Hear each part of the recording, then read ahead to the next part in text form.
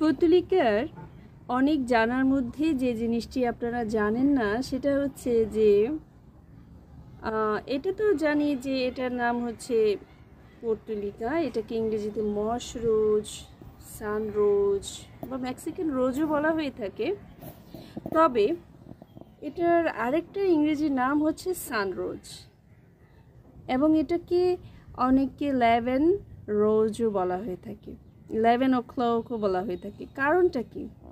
11 o'clock বলার কারণটা হচ্ছে যে এই যে পর্তুলিকা ফ্লাওয়ারগুলো ওর টোটাল ব্লুম হতে সূর্য ওঠার পর মোটামুটি 1 থেকে 1.5 ঘন্টা বা 2 ঘন্টাও লাগে।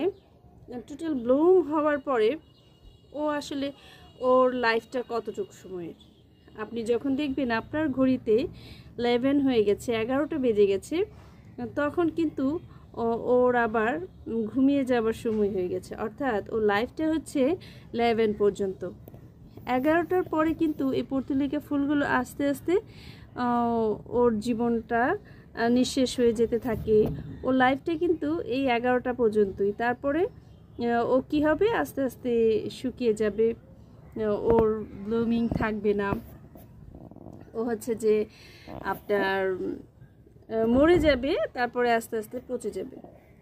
এটা হচ্ছে এই জন্যে এই পর্তুলিকা ফুলটাকে 11 o'clockও বলা হয়ে থাকে অথবা সানরোজও বলা হয়ে থাকে। অর্থাৎ সূর্য যখন প্রখর তখন পর্তুলিকা ফুলটা সময় শেষ হয়ে যায়।